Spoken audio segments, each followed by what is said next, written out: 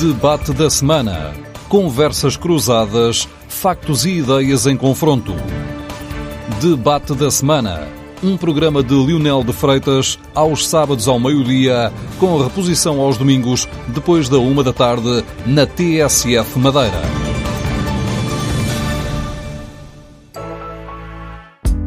Adira à fatura eletrónica. Poupe energia para o que realmente importa. Um ambiente mais sustentável. Está aberto o debate da semana aqui na TSF e na Rádio Praia para o Porto Santo e Costa Norte da Madeira. Hoje com o nosso painel de economistas e gestores, André Barreto e Paulo Pereira. Devido à agenda profissional sobrecarregada de Sérgio Gonçalves, não podemos contar com este nosso comentador. Tivemos uma semana com uma entrevista do Ministro das Finanças, Mário Centeno, com alguns dados importantes para refletir, ou seja, a situação financeira do país. Temos a questão das nomeações de familiares para cargos políticos, que está a mexer com a Presidência da República, com governos e com municípios. A nível regional destaca-se a expectativa negra para o turismo da Madeira este ano e a nível europeu, com particular incidência no nosso país e na Madeira em concreto também, uma análise do Fundo Monetário Internacional que prevê nuvens negras no setor imobiliário devido à escalada de preços. E vamos então começar pela questão nacional, a propósito da entrevista de Mário Centeno. Por exemplo, constata-se que os portugueses estão a sofrer a mais alta carga fiscal desde o tempo de Passos Coelho, o investimento público é reduzido, as cativações são elevadas, o déficit é considerado recorde, a dívida pública aumenta. Afinal, Paulo Pereira, podemos começar por si, o país está melhor, há mais rendimento disponível conforme faz crer o Governo? Bem, boa tarde a todos, boa tarde aos senhores ouvintes, boa tarde aqui aos colegas de painel, incluindo o Lionel. Primeiro permita-me corrija, não é a maior carga fiscal desde o governo de Passos Coelho, é a maior carga fiscal de sempre desde que há estatística. Portanto, supera a da Troika. Isto significa o quê? Significa que há mais rendimento criado pela economia que é retirado pelo Estado para os seus tipos maus gastos e maus investimentos. Porque isto nem sequer vamos aprender a discutir.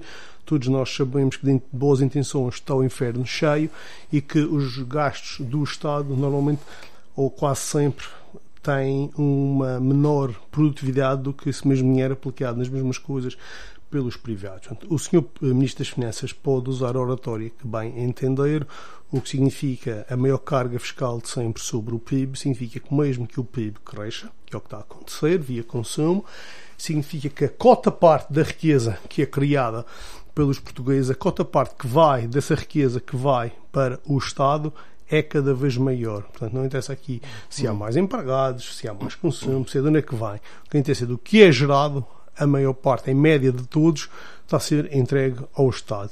Simultaneamente, se somarmos a isto o crescimento da dívida pública e um PIB em arrefecimento e com os cenários que vêm de todo o mundo e típico da economia que nós temos mundial de ciclos de crescimento e de depressão, a próxima há de estar a chegar, nunca sabemos a intensidade quer de uma quer de outra. As notícias devem nos deixar algo apreensivas. E a questão da fiscalidade, relembro uma vez mais, às vezes parece que é uma picareta falante, a fiscalidade tem um efeito muito nocivo no curto, médio e longo prazo para as economias. O custo, a fiscalidade destrói poupança. Já vamos a essa explicação. Okay. Vou perguntar aqui ao André Barreto o que é que pensa. O país está melhor conforme faz crer o Governo da República? Boa tarde também. Boa tarde, Paulo e Lionel. O Sr. Ministro das Finanças trouxe-nos à memória, a determinada passagem da sua entrevista, uma literatura infantil da Anitta vai às compras. E eu fiquei um bocadito baralhado porque achei que a referência literária adequada seria Alice no País das Maravilhas. Também diria eu descaramento, se calhar um bocadinho, como li isso, o cenário foi traçado. Repare, nem tudo é negro, mas seguramente nem tudo pode ser pintado da forma como o Sr. Ministro se atreveu a pintar a atual situação económica do país. O Paulo faz referência a uma questão que é fundamental e que tem que ser dita, redita, afirmada as vezes que forem necessárias. Nós estamos a viver o período de maior carga fiscal de sempre, desde que há estatísticas disponíveis. Isto é absolutamente fundamental que as pessoas entendam de uma vez por todas. Aquilo que nós estamos a pagar, direta e indiretamente, nunca antes foi visto ou vivido. O Governo, creio que justifica que isto acontece por via do aumento do consumo. Ou seja, o país está muito turístico, há mais consumo. Será que isto é real em relação à vivência dos portugueses? Os portugueses têm mais dinheiro disponível? É uma das partes da fantasia. Portanto, a transformação da lógica do maior carga fiscal versus maior receita fiscal faz parte desta história que está a ser contada. Agora, convido quem de direito e quem tem a oportunidade de confrontar o Sr. Ministro a que ele negue que, em termos percentuais, nós nunca pagámos tantos impostos como estamos a pagar agora. Ou seja, há condições neste momento para a redução de impostos? Isso eu não consigo discutir, até porque há um valor que me assustará sempre, que é o valor da dívida pública, que ainda é altíssimo. Não está a ser reduzida, ao fim e ao cabo. Eu sou pela perspectiva de que realmente uma carga fiscal excessiva traz muito mais malefícios do que benefícios. Mas nós vivemos... Isto para funcionar corretamente tinha que haver aqui uma mudança de paradigma muitíssimo grande. Desde logo, se nós alterássemos esta forma de pagar salários e as pessoas passassem a receber o bruto e serem elas próprias obrigadas a entregar ao Estado aquilo que o Estado leva, mas que as pessoas não sabem que leva, desde logo por aqui nós perceberíamos muito melhor qual é que é o retorno deste investimento a que somos obrigados a fazer. Porque nós somos obrigados a fazer determinado tipo de investimento, mas não temos noção disso. Tem as empresas, mas o particular, o individual, não tem esta noção. E, portanto, nós andamos sempre nesta perspectiva do eu quero pagar menos e quero receber mais. Use ou não use. E depois também existe esta perspectiva do isto tem que ser para determinados grupos. Andamos muito focados numa lógica eleitoralista permanentemente. Nós focamos em grupos que dão votos, leia-se funcionários públicos, nomeadamente, e esquecemos-nos desta abrangência e do todo. Mas neste caso os funcionários públicos também estão a pagar os impostos todos, diretos e indiretos, vão às gasolinas, vão aos consumos todos, não é? Mas olha, desde logo todos estão atingidos. Todos estão atingidos. Mas desde logo trabalham menos horas. Não é? Sim, com certeza. Portanto, desde logo por aí há aqui uma diferença que eu gostava de que um dia alguém me conseguisse explicar. Porque é que há esta diferença de tratamento e esta distorção do ambiente concorrencial entre o público e o privado. Evidentemente. Paulo Pereira, estava a falar há pouco dos efeitos nefastos da carga fiscal. É isso? Exatamente. E já, agora pegando aqui, sem querer, atenção, que os funcionários públicos são pessoas, são cidadãos como nós, e a culpa não é deles. A culpa é de quem os tenta permanentemente comprar e criar aqui um vício de sistema.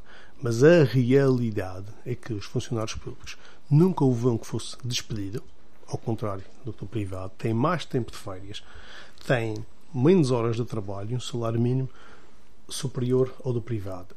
Isto, atenção, nada contra as pessoas, nada contra o trabalho delas. Mas é verdade que temos aqui dois países. E esta política de reposição que foi feita deste governo, provavelmente, propositadamente suportado até nas teorias de uma ala mais radical, mas que convém para ser a culpada, quando afinal se calhar não é a culpada, porque a gente já percebe que eles pouco ou nada mandam, são os idiotas úteis desta situação. Este governo fez uma série de reposições, ou prometeu, que afinal parece que, segundo os sindicatos, os professores e os enfermeiros, aquilo da promessa é como um investimento público que é prometido dia a dia e nunca se realiza. Sim, vai sendo reposto, vai ficando a promessa, algo porque era impossível. E a questão fiscal que nós temos é questão muito simples. Nós somos individualmente melhores e mais capazes de produzir mais riqueza com o nosso dinheiro do que o Estado. Ponto. E está provado, e nós temos a segunda maior taxa de impostos em empresas da Europa. E não é à toa que nós estamos da cauda do crescimento dos países económico dos países europeus. Há uma correlação que está mais que provada, não é só teoria económica, está mais que provada entre a carga fiscal e o crescimento económico. E o que poderão muitos políticos dizer que é uma opção política, seja lá o que isto for, que eu opto por crescer menos porque estou a distribuir, estou a proporcionar muito melhor saúde aos meus concidadãos, muito melhor educação, muito melhor estradas, muito melhor segurança, muito melhor transportes públicos. Eu sei tratar da minha população em troca de um pagamento que é uma pechincha. Mas é isso que acontece? Isso não é verdade. Mas é isso que não acontece? É verdade. É mentira. E todos nós sentimos isso. Como uma situação que é agravante. Isto é um caminho continuado para a pobreza, porque cada vez menos cria-se menos poupança, menos investimento, próximo ciclo económico, menor criação de riqueza. O governo, que a estrutura de gastos que tem optado por criar, são gastos que perduram, não são gastos que faço nos anos bons e não faço nos anos maus, não. São gastos que eu, a partir do momento que os coloco dentro do meu sistema, vão perdurar para sempre no tempo. Nos anos maus eles vão estar lá e a única maneira como a economia vai estar no próximo ciclo a produzir menos é aumentar novamente a carga fiscal, seja por culpa da Troika, seja por culpa da nova Troika, de quem vier para aí. Mas acha que há coragem ainda para aumentar, ou há necessidade de aumentar a carga fiscal? Olha, a necessidade parece-me que vai ser inevitável. Por causa da dívida pública, é isso? Vai ser inevitável. Inevitável aumentar mais impostos? Eu acho que havia margem para baixá-los. Claro. Houvesse coragem de não satisfazer uma série de clientelas públicas, explicando à população, e elas iam sentir, garanto-lhe, rapidamente, como se fez numa série de países europeus, isso. Mas as pessoas optam, porque como nós estamos em permanente eleitoralismo... Mas porquê é que pensa que vai aumentar Porque é uma inevitabilidade. Nós estamos a ver um ambiente inédito que já está a perdurar demais e vai levar a segunda parte, quando nós falamos de imobiliário, taxas de juros zero negativas. Basta começar em subir as taxas de juros que isto vai começar a revelar a incapacidade. A Iniciação Leonel tem noção das preços que estão as coisas, os imobiliários, as famílias... Já vamos lá. As empresas e as famílias fizeram uma série de investimentos neste ambiente. Uma série de ambiente de otimismo, algo exagerado, que não é consistente. E quando a verdade económica vier ao de cima, e ela vem sempre ao de cima, vão começar outra vez os incumprimentos. E vamos ter que voltar outra vez, garanto-lhe, a precisar de um Estado outra vez a intervir, a salvar entidades, sejam elas bancárias ou outras. E nessa altura só há uma receita, que é sempre do costume, aumentar os impostos. O ministro Mário Centeno sempre se revelou, André Barreto, cauteloso nas suas previsões, digamos assim, nas suas afirmações e nas suas cativações. A entrevista do ministro das Finanças dá um certo ar de felicidade, que tudo estará bem e que se recomenda. Essa ideia, entretanto, não se reflete nos salários, nas retroatividades das carreiras, e há contestação pública como nunca houve. As greves estão por todo o lado, acabam e anunciam-se de novo. Ou seja, o governo faz crer uma coisa que não é real para os portugueses? Lendo a entrevista do Sr. Ministro, não. É tal Alice que vive num país das maravilhas onde tudo corre bem, mas depois existe um ou outro grupelho que percebeu a coisa mal, que não leu a promessa exatamente como ela foi formulada, que criou uma determinada expectativa porque não entendeu aquilo que estava escrito ou que estava subentendido naquilo que estava escrito. E andamos neste... Ou seja, perante esse discurso do governo, da Alice no País das Maravilhas, há legitimidade para esta contestação pública? Eu tenho dificuldade em responder a isso, porque tenho dificuldade também em compreender determinado tipo de contestação, devo confessar. Com todo o respeito que merecem algumas dessas classes profissionais, se nós tivéssemos a capacidade de sair da nossa zona de conforto e de olhar um bocadito mais para o todo, se calhar perceberíamos melhor que aquilo que estamos a exigir para nós em face do enquadramento geral não é assim tão justificado quanto isso. Agora, é inegável que, do ponto de vista do suposto cumprimento do que aparentava ser uma promessa eleitoral, mas que afinal não era uma promessa, foi uma coisa que foi mal entendida, se calhar se calhar até se justifica essa reclamação. E reivindicação. Reivindicação de salários e de retroatividade. Eu gostava só de acrescentar uma coisa ao que o Paulo disse, tendo eu pena de não conseguir discordar de nada do que ele afirmou, porque acho que o programa ganha mais com discordâncias do que com concordâncias, mas enfim. Mas com complementos também. É que o Paulo esqueceu-se de referir melhores forças armadas, melhores forças de segurança, melhor ordenamento do território, melhor justiça. Volta à questão que aqui trouxe inicialmente, que é a questão do retorno. Nós, para todos os efeitos, temos que perceber de uma vez por todas que nós estamos a dar para algo que depois não temos de volta.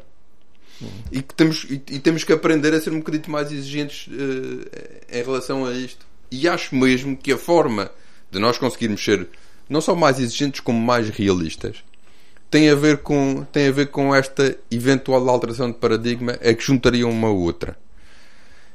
Se nós passássemos para uma lógica mais firme de utilizador-pagador, provavelmente conseguiríamos também aqui uma redução da carga fiscal. Maior responsabilidade da sociedade.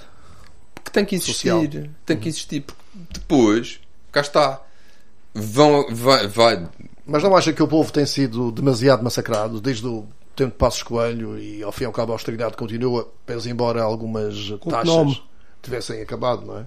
Mas mas também continuamos a querer o mesmo. Quer dizer, nós queremos sol na era e chuva no naval. E isto aqui é uma equação que é difícil de conseguir resultar. Daí, olha, por exemplo, as cativações.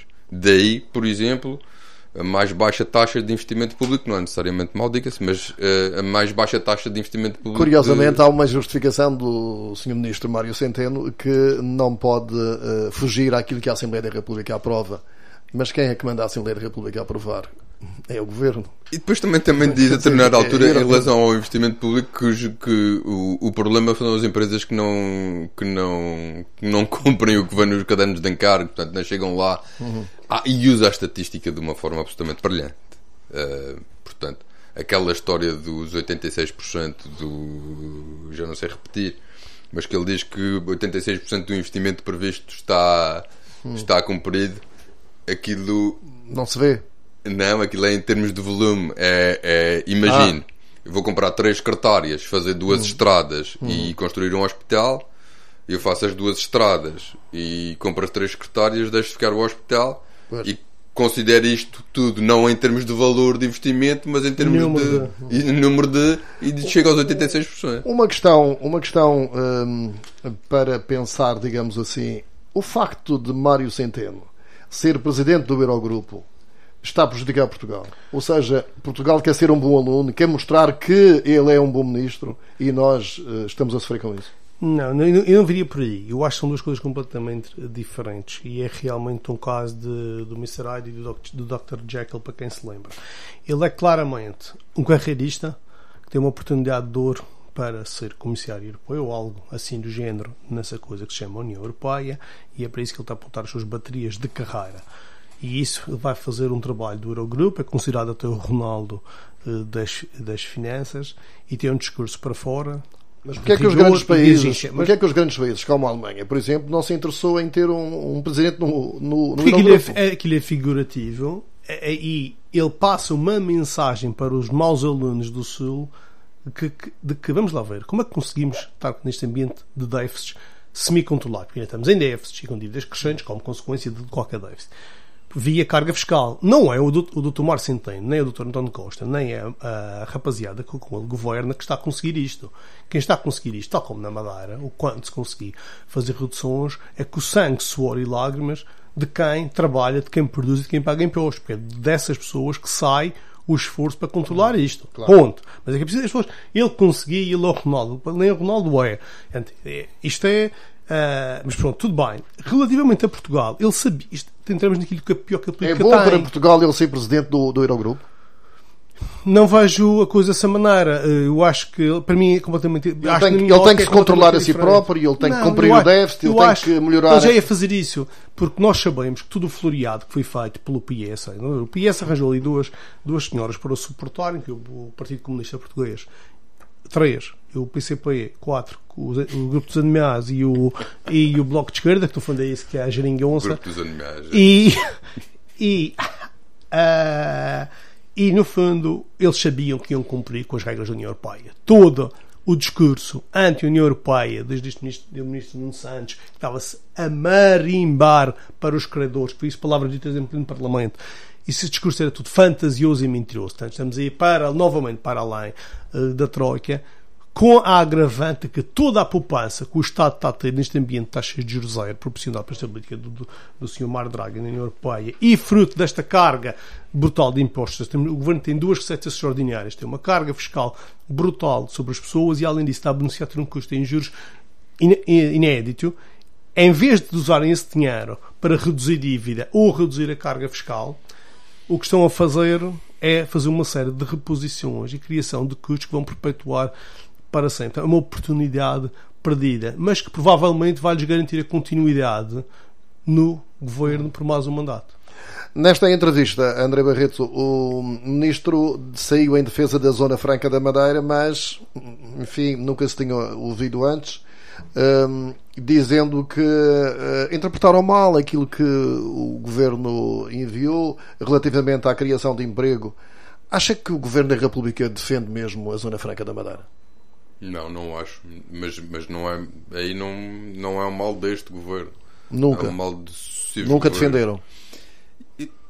Pois, eu diria que faltou aqui um bocadito de reforço de promoção interna.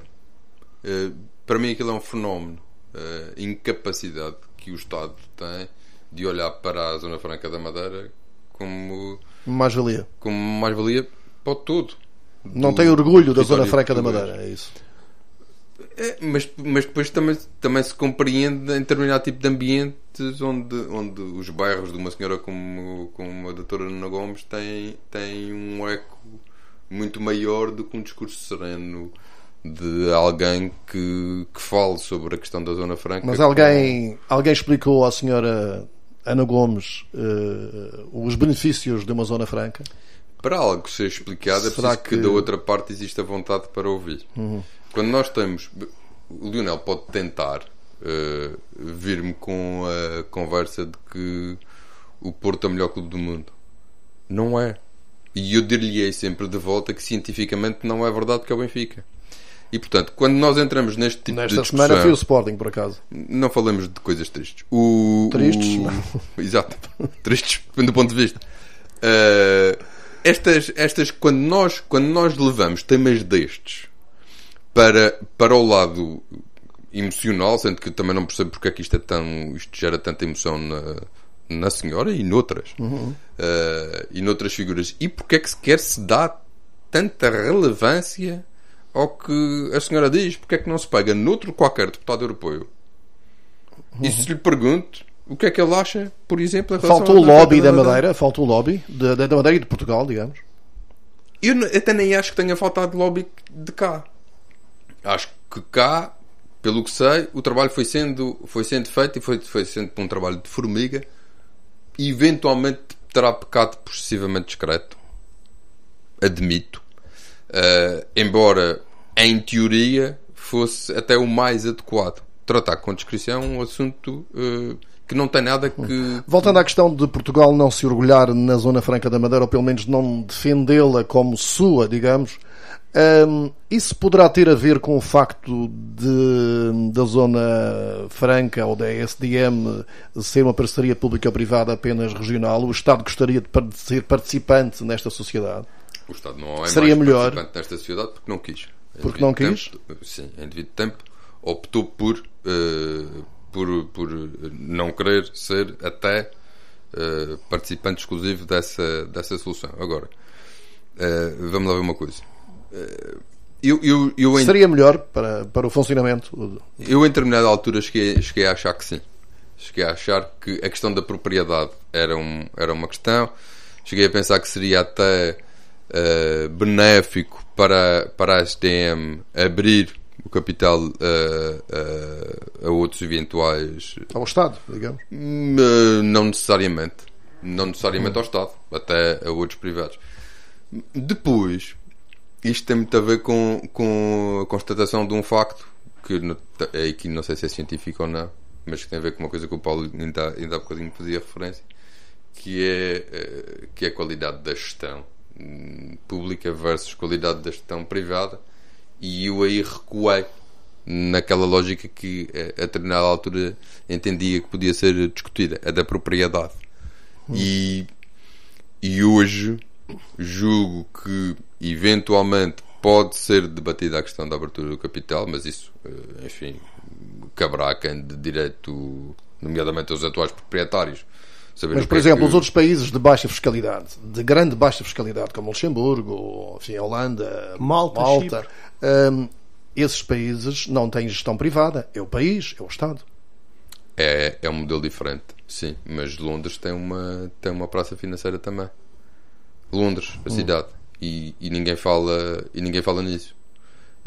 O tema foi muito interessantemente colocado julgo há 3 ou 4 anos, também num ambiente muito controverso em relação à Zona Franca, e foi o Dr. João Salgueiro que trouxe esta questão para cima da mesa e que perguntava muito legitimamente: sim senhor, estamos a discutir países cujo todo tem um regime fiscal diferente versus o regime especial da Madeira, que é uma fantasia, subscrito a uma determinada zona. O Estado dá auxílio, ao fim e ao cabo. É uma fantasia. Mas Londres tem a mesma questão.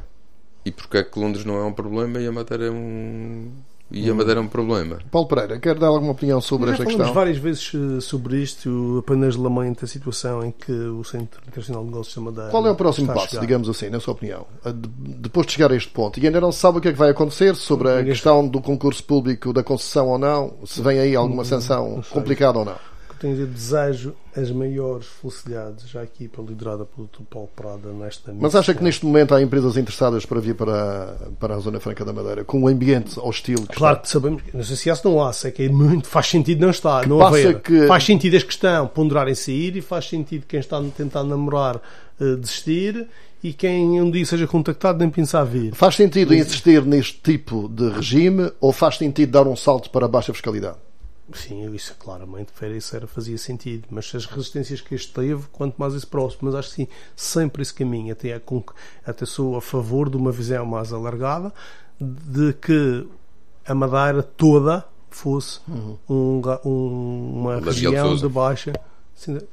Nem mais, eu concordo plenamente com essa visão, e acho que é um direito nosso, e temo que num pior cenário, que eu não sei se vai acontecer, espero que não aconteça, de fim de cinema, e muitos milhões que a região perde, muito dinheiro para a região, que poderá ser colmatado de 2 maneiras, ou 3, ou a região gasta menos esse dinheiro, o governo da região gasta menos esse dinheiro, com grande dificuldade vejo isso, infelizmente. Outro, que já vejo com maior probabilidade, de aumentar a carga fiscal sobre os madeirenses para colmatar esse buraco, que vai ter que ser colmatado, não é? Que ninguém nos vai dar esse dinheiro, emprestar esse dinheiro, ou então alguém vai nos dar esse dinheiro, que é a República, que no fundo 200 milhões de euros são os trocos para o orçamento da República, com crise ou sem crise, e podem pensar, e podemos estar a nos viciar na esmola, em vez de sermos nós a traçar o nosso caminho. E eu acho que isso, além de pouco, acho que é algo humilhatório e pouco produtivo. Eu queria só acrescentar aqui uma coisa por ciente que serei suspeito naquilo que vou dizer, mas reforçando os votos de felicidades à equipa do Dr. Paulo Prado, gostava aqui de deixar uma palavra de enorme apreço em relação ao trabalho que o Dr. Francisco Costa fez ao longo de todo este tempo. Eu tenho o Dr. Francisco Costa como uma das pessoas mais capazes que esta ilha alguma vez produziu. Embora algo discreto que falou há pouco era em relação a ele, o que não é necessariamente mau, cá está.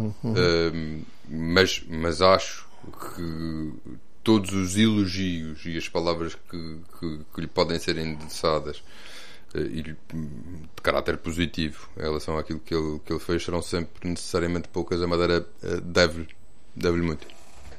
Ora bem, temos quase 30 minutos de programa. Vamos para um tema que realmente está a apoquentar todos aqueles que têm a ver com o imobiliário. O Fundo Monetário Internacional vê nuvens cinzentas no médio prazo, já a partir de 2020, para alguns países europeus, nomeadamente Portugal e a Madeira. Nós sabemos as dificuldades que os jovens têm para comprar casa, sabemos as dificuldades que os pais têm em encontrar um apartamento em Lisboa para os seus filhos para alugar. Ou seja, estamos realmente, na vossa opinião, também a sofrer uma nuvem negra ou uma espécie de bolha neste fundo, nesta questão do imobiliário? André ou Paulo? Claramente, mas é muito típico e completamente expectável com esta política que tem sido seguida pelo Banco Central Europeu e pelo FED nos Estados Unidos de imprimir dinheiro constantemente, que isso significa os quantitative easings a taxa zero. Imaginemos uma analogia que se faz muito neste sentido: é uma banheira com metade da água, meia cheia, e entra uma pessoa gorda. A água, o nível da água sobe e até derrama. Não porque teve mais água, ou seja, não porque o valor das casas aumentou, mas sim porque houve o efeito do gordo entrar. Gordo foi isso. Houve dois efeitos: taxas de juros e novas facilidades de crédito, quer para compra de casas agora mais controlado, quer para investimentos imobiliários em alojamento locais e hotelarias nas grandes cidades de Portugal, quer pelo efeito dos investidores estrangeiros que vieram para o nosso país e foram derramando, depois primeiro por Lisboa, depois Porto e depois por Aveiros, Funchal, Bragas, Guimarães e etc., por Algarves e tudo por aí. E este efeito criou com que os valores das casas e dos apartamentos, como nós os conhecemos, foram para níveis completamente incomportáveis, para os níveis de poupança que nos deixam as famílias normais terem, quer para poderem aceder a crédito. E o que acontece é que os bancos criam depois mecanismos para falsear a capacidade de endividamento das famílias, que dão mais prazos, valores residuais, de avales do pai, do filho, do cachorro, hipoteca da casa dos pais. Até do Espírito Santo. Exatamente, do Espírito Santo. E o que acontece foi que agora, há uns meses atrás, quase um ano, o Banco de Portugal criou uma entrada forçada e a coisa calmou o período. Ou seja, a banca já não pode emprestar a 100%. Exato. O problema passa-se que hoje em dia, com muita dificuldade, mesmo pessoas com rendimentos médios, têm imensa dificuldade em comprar um imóvel para Deixa-me descodificar um bocadinho. Ou seja, esta foi uma forma de valorizar o dinheiro? Não, acho que porque a banca não valoriza. Porque a banca não... A banca destrói... Não, a banca. O sistema que está por trás da banca destrói dinheiro. Que tudo que há em excesso vale pouco. E o dinheiro está a ser criado a uma velocidade que nunca foi criada no passado. Ou seja, o refúgio foi o imobiliário em vez do depósito na banca. Exatamente. Uma das... E acelerado pelo crédito, em cima de tirar dinheiro do banco para comprar, ainda foi pedir emprestado para comprar mais. E isto levou... As pessoas com os salários, quem não tem nem um nem outro, é impossível comprar ou até alugar uma casa. Obviamente que o que vai acontecer é um reequilíbrio, alguns no tempo, e o reequilíbrio foi significar de duas maneiras. Quem se endividou e não tiver capacidade para pagar os empréstimos, quer sejam empresariais, quer sejam particulares, vai voltar a entregar as casas ao banco, onde é que já se viu isto e há quanto tempo. E dois, quem mesmo comprando um capital próprio e precisar de liquidez, precisa de vender porque tem uma doença, quer voltar para a Venezuela, quer fazer isto ou aquilo, vou ter que vender. E quando eu vender, isto vai acontecer a várias pessoas ao mesmo tempo, não vão encontrar comprador, então o preço vai cair para níveis onde as pessoas normais possam comprar. André Barreto, sobre isto, tem opinião uma nota também? Prévia, porque o Paulo conseguiu contar aquela história do gordo sem olhar nem uma vez para mim, o que foi muito simpático da parte dele. Eu registrei com muito agrado. Isto em rádio é importante. Não é? Eu espero que sim. Em televisão. Não estão a ver, não. As pessoas não estão a ver a gentileza. É aquele fenómeno, aquele locutor deve ser espetacular. O Paulo é uma pessoa simpática e adequada e convém que as pessoas saibam disso. E não sabem que o André Barreto é gordo. Exatamente. Vê mal. Exatamente. Ora bem, há aqui uma questão que eu acho que é fundamental também ser percebida e que tem aqui o seu quê de político. que é o papel que cabe a cada um dos órgãos do Estado, sendo que eu acho que aqui é de valorizar a intervenção do Banco de Portugal. Este aperto dos critérios de concessão de crédito à habitação é uma forma que eu julgo será a mais adequada para prevenir a continuação do crescimento do que é. É verdade, mas no caso, vamos imaginar, jovens que querem casar, não têm acesso ao crédito porque o banco vai exigir uma determinada porcentagem, creio que 10% neste momento, não sei, à volta disso. Vamos imaginar um apartamento de 200 mil, pede logo 20 mil euros, não é? Sim. Mas, por outro lado, o mercado de arrendamento também não existe. Ou seja, há aqui um bloqueio. Essa é que é a questão que vai... que eu julgo que vai ser resolvida por aquilo que foi a explicação que o Paulo deu. As pessoas que optaram pelo imobiliário como forma de investimento, não conseguindo vender os imóveis que adquiriram na altura alta por um preço sequer aproximado do que eles esperariam, provavelmente vão aqui resolver assumindo perdas e não conseguindo converter em dinheiro imediatamente, vão se calhar esperar um pouco e começar a alugar estes apartamentos. Atenção, não resolve todo o problema do imediato, até porque também é verdade que em alguns sítios do país o valor que é pedido hoje pelos alugueres de apartamentos, até de quartos, são absolutamente fora mais o facto do aluguer turístico vir a inflacionar também. Mas que também sofrerá aqui uma correção natural. E o mercado vai regular isso com alguma Portanto, isto deverá passar também pela remuneração da banca. Ou seja, a banca provavelmente vai passar a remunerar os depósitos. Tem que resolver antes o problema que o Paulo falou. Esta constante emissão de moeda desvaloriza. E, portanto, enquanto nós vivermos neste tipo de ambiente, não resolvemos a questão da remuneração. Um banco não capital. pode remunerar depósitos. A banca atualmente a banca atual, como está desenhada pelo BCE, pelo Compcom e pela Comissão Europeia, que é eles que mandam nos bancos. Os bancos não são dos donos dos bancos. Os bancos são destas entidades e dos gestores dos bancos. Mas não seria uma forma de regular a situação? Mas deixe-me só tentar simplificar. Os bancos, todos os bancos têm todas as noites fazer os seus depósitos do dinheiro que têm no BCE, obrigatoriamente. Dinheiro eletrónico, já não há dinheiro físico. E o BCE tem uma política de paguem-me para eu ter aqui o dinheiro. Portanto, os bancos, o dinheiro que têm é mais que não conseguem emprestar, estão a pagar juros ao BCE. Quanto mais poderem pagar aos depositantes. Nós vivemos uma cultura de consumo e de estímulo ao investimento provocada pelo BCE, porque isto é o quantitative easing. É assim que a Europa está há 10 anos e não consegue crescer. Mas ia acabar agora em 2018. Não acaba, porque estamos viciados nisso. O doente não... Nós estamos tão frágeis na economia europeia, daí as nuvens no horizonte, que não conseguimos suportar taxas de juros de zero. Nós estamos abaixo de zero. Nós estamos tão frágeis. E hoje sei a notícia que o BCE vai apoiar a banca que conceder mais crédito.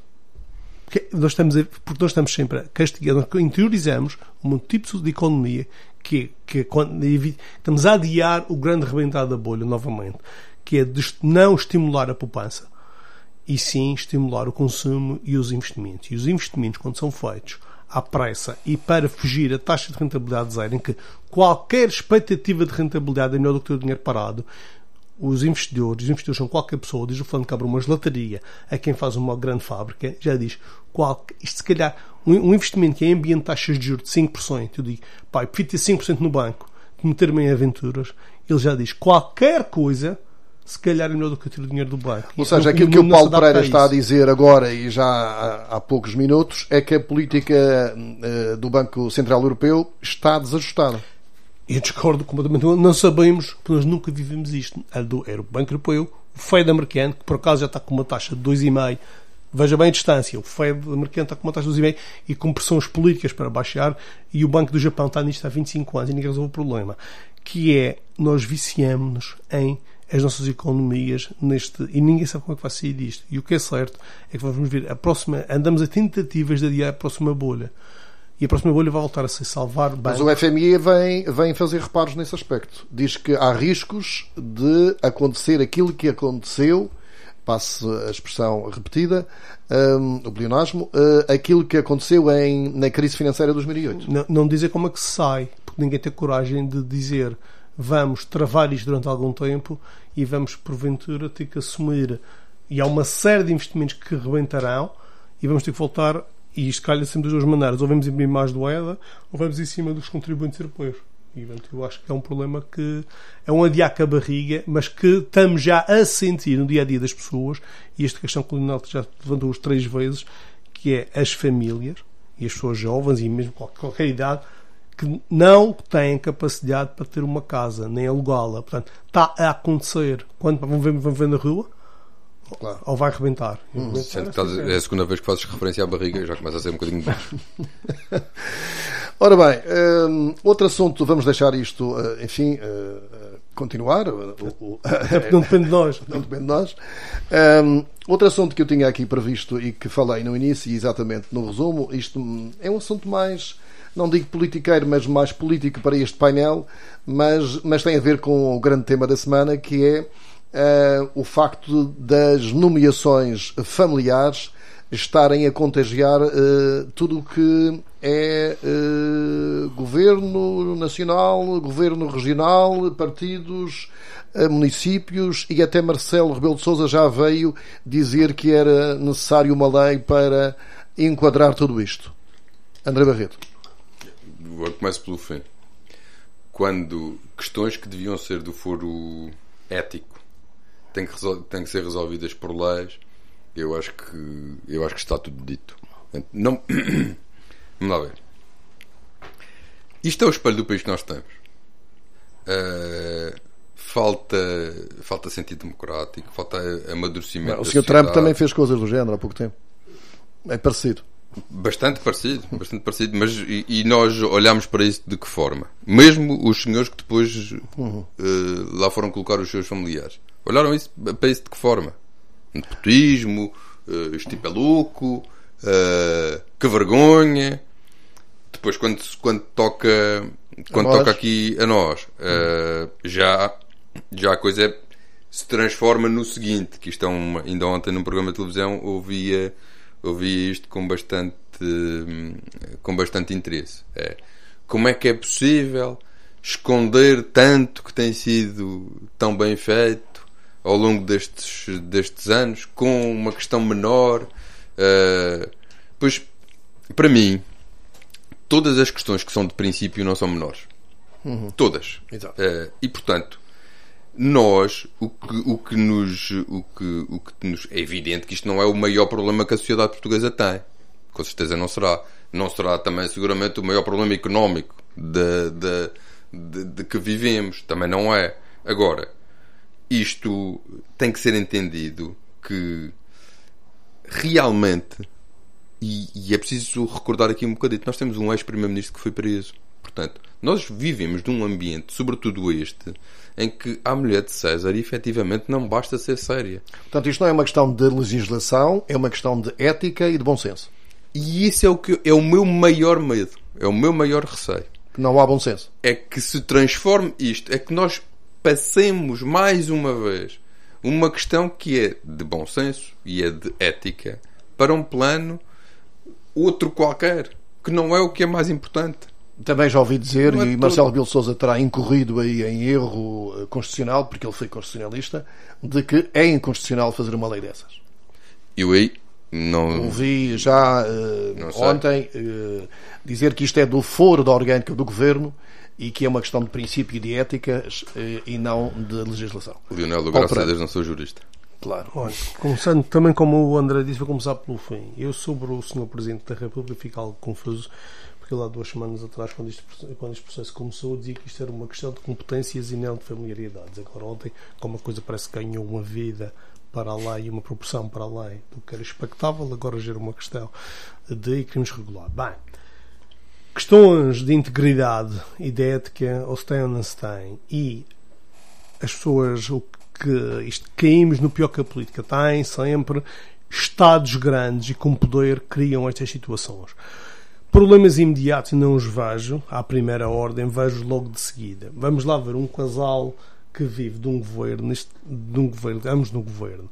Mas imagine, este governo está prestes a ir, estamos dispostos a fazer tudo e mais alguma coisa para nos manter no poder, ou vamos aceitar bem a nossa própria derrota eleitoral? Isto veio de não sei quantas pessoas, e depois isto vai por lá abaixo, e nós, isto é pessoas, isto é humanidade, características humanas de sempre que não mudam. E só se pode ter isto controlado com Estado e governos mais pequenos, com menos importância na economia. Porquê que as pessoas querem estar nos governos e de trazer os seus? Porque no pós-governo provavelmente vão encontrar um lugar em empresas em que, de forma direta ou indireta, ou até de forma alguma, mas dá notícia, estas grandes empresas dão um sinal aos governantes futuros: tratem bem de mim, que eu bem de ti vou tratar. Isso aconteceu na banca, por exemplo. E nós toleramos muito isso. Nós temos um caso, tudo género, na banca, na Lusoponte, em todo o lado da PT, todo o lado que foi. Esta cultura das grandes empresas.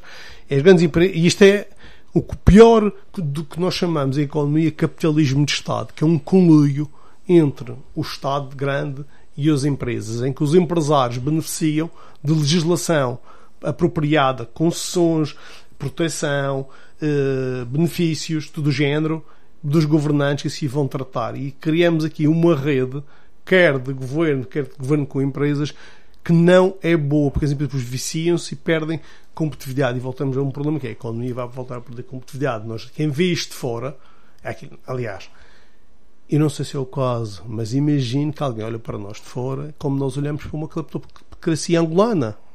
Isto é um país onde um primeiro-ministro esteve preso, onde toda a gente é familiar no governo. É aqui que eu quero estar, ou é aqui que eu quero vir roubar? Não é só a nível do governo da República, isto é transversal, isto é nos municípios, é nos governos regionais, isto é por todo o lado. É por todo o lado. Posso só acrescentar aqui uma questão que tinha aqui apontado. Esta discussão sobre o regime de incompatibilidades, que não tem diretamente nada a ver, mas que eu acho que é o complemento perfeito desta história das nomeações familiares. O regime teve 3 anos em discussão na Assembleia da República. 3 anos são imensos dias. À última da hora, alguém se lembrou de introduzir umas alterações. E essas alterações, de última hora, depois de 3 anos, volto a repetir, vai para pior, conseguiram inverter por completo o espírito daquilo que estava acordado. E isto, nomeadamente na questão dos advogados, não é? Nomeadamente na questão das sociedades de advogados. Isto é com a complacência de todos. Porque isto, nós muitas vezes caímos na tentação. O Lionel estava a chamar a atenção para isso, e bem, porque nós caímos enfim, sobretudo alguns partidos têm a tentação de apontar o dedo a terceiros. São os reis da moral. Exatamente. Nós temos os guardiões da moral e dos bons costumes, que são sempre os primeiros a dizer aqui da rei, olhem os outros, Deus me livre. Isto é um clássico, é transversal, e o problema é de falta de bom senso em primeira análise, mas é sobretudo de falta de princípios, de valores e de ética, que é transversal à sociedade portuguesa. Ora bem, vamos para o último ponto em agenda neste debate. Setor turístico da Madeira atravessa a crise de pessimismo para este ano, e não só, se calhar. Menos aviões, destinos alternativos mais concorrenciais, o aeroporto da Madeira condicionado, mais queimas a inaugurar, deixam os hoteleiros preocupados. Vou ter que começar por si, André Barreto. Não tinha que começar por mim, mas está bem. Claro que convém. Eu tenho dúvidas de que isto seja esta visão negra da coisa seja partilhada por todos. Sim, há grupos que funcionam aparentemente bem. Pelo que eu ouço de recentes notícias, de Porto Bay, por exemplo, de conversas, não só repare, nós muitas vezes somos acusados de olhar para o copo meio cheio. E quando trazemos algumas questões à discussão, regra geral, o que se ouve do todo do setor é silêncio. Portanto, tenho dúvidas, permite-me ter dúvidas em relação à forma como o todo do setor olha para o que, na minha perspectiva, é um problema. Que também não sei se será negro, se será cinzento, mas é escuro ou claro. É uma equação que tem que dar valor negativo, não é? Mais camas, menos companhias aéreas, o mesmo valor de promoção, um produto turístico que não é pensado, não é planeado, que não tem ponta de estratégia em parte nenhuma. André Barreto está a fazer acusações graves aqui e agora, que o produto turístico não é pensado nem planeado. Não agora que ele diz isso, passa a vida a dizer isso. Não é agora, eu digo isto há imenso tempo.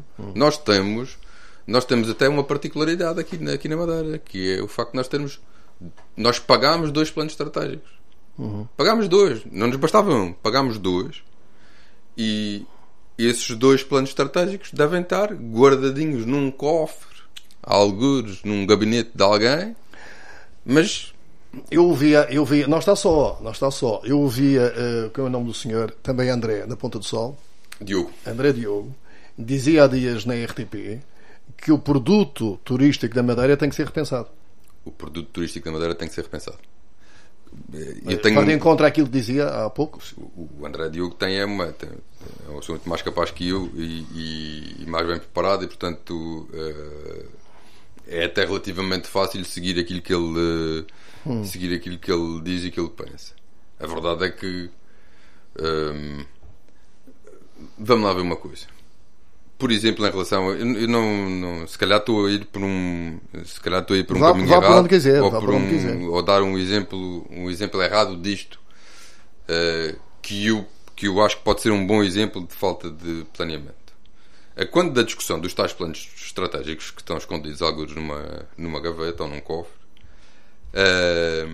quando se colocava a discussão sobre, que era uma discussão sempre altamente polémica, sobre o número de camas, o teto de camas, alguns, e aqui o plural é relevante, sempre defenderam o seguinte: não interessa teto, interessa perceber e calcular qual é a capacidade que o destino tem de acomodar uma determinada taxa de crescimento por ano. Porque o turismo traz pressão às cidades. O turismo não consegue fazer corresponder um determinado aumento da oferta do lado da procura por decreto. Isto não funciona assim. E, portanto, alguns de nós o que defendiam era, em vez disso, prevejam-se taxas de crescimento máximas. Isto, se tivesse sido ouvido e levado em consideração, desde logo teria evitado determinadas situações como aquelas que nós vamos viver agora em junho. O que é? Sim, a inauguração do maior hotel. Mas indo de encontro àquilo que eu referi há pouco, daquilo que disse o senhor André Diogo, o produto turístico não é aquele que nós devemos oferecer. Aquilo que nós oferecemos tem que ser repensado. Era isso que ele dizia? Está de acordo? Completamente de acordo. Mais um exemplo para ver se me consigo perceber. Nós, a determinada altura, descemos, pelo menos consta do tal plano, que nós somos um destino de natureza. Os campos de golfe, por exemplo, são considerados em determinados sítios do mundo intervenções que deturpam a natureza no seu estado mais puro e que inclusivamente são grandes sorvedores de recursos naturais. E esses destinos que se catalogam de natureza, por exemplo, dizem aqui isto não é possível fazer-se. Temos, por exemplo, o nosso maior ativo, a floresta lauricílio, conjuntamente com o mar, diria eu. em que estado é que está a nossa floresta? Está ameaçada por plantas invasoras, nomeadamente. O que é feito de elementos característicos diferenciadores da nossa agricultura em Pousí, por exemplo, as bananeiras? O que é feito disso?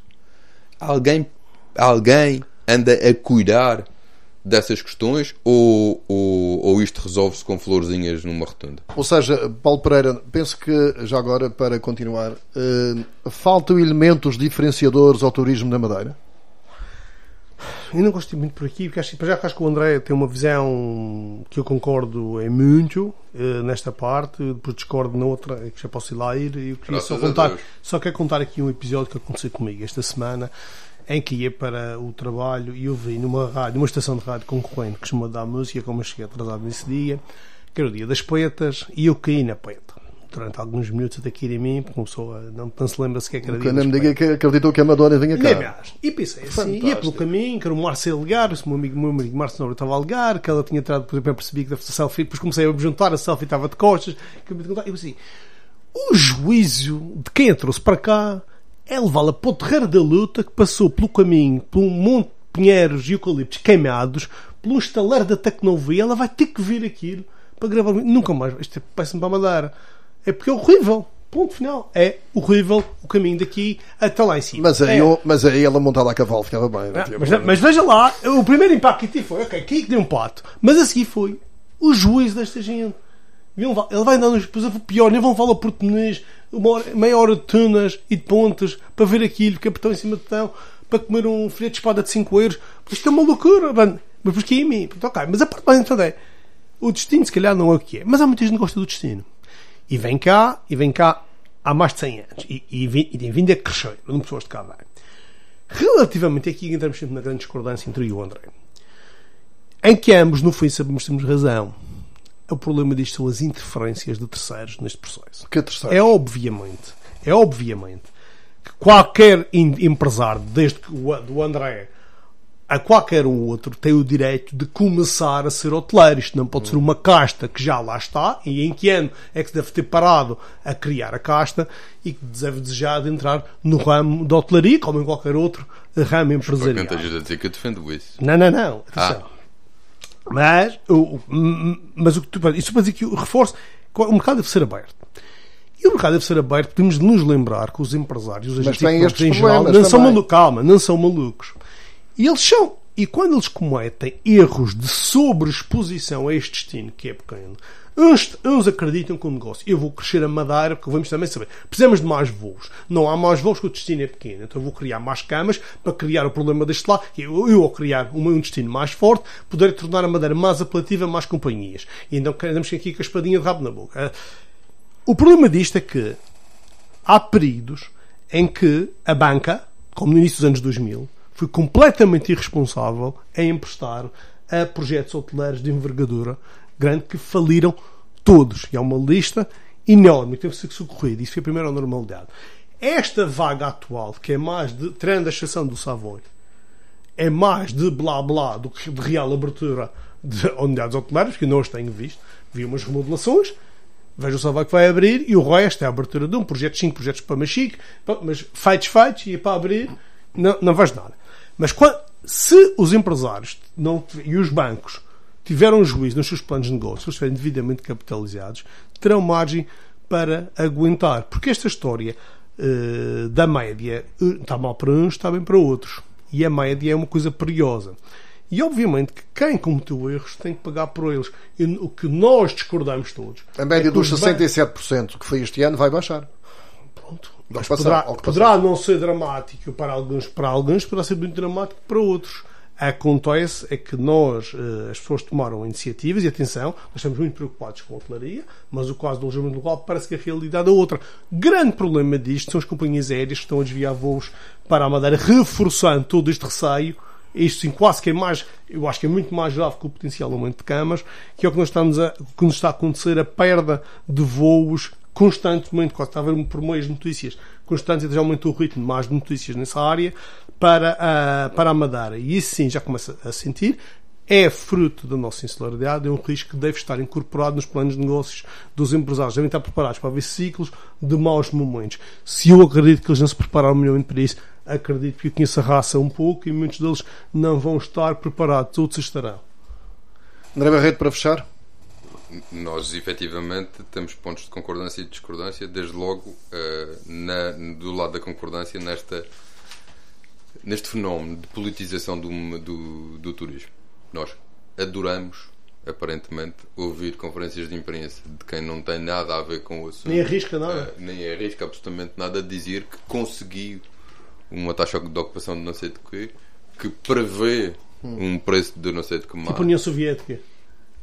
Para mim é um fenómeno. Eu continuo sem entender primeiro o interesse e depois o porquê desta permanente lógica de politização do turismo, que só não tem reflexo numa coisa, curiosamente, que é no orçamento regional. Mas isso, enfim, o mercado deve ser aberto, evidentemente, mas também deve ser regulado. E é aqui que é esse equilíbrio que é necessário. Vamos ficar por aqui. Agradeço imenso a vossa presença. Nós. Continuação de bom fim de semana. Muito obrigado. Debate da semana. Conversas cruzadas, factos e ideias em confronto. Debate da semana. Um programa de Lionel de Freitas, aos sábados ao meio-dia, com reposição aos domingos, depois da 1 da tarde, na TSF Madeira.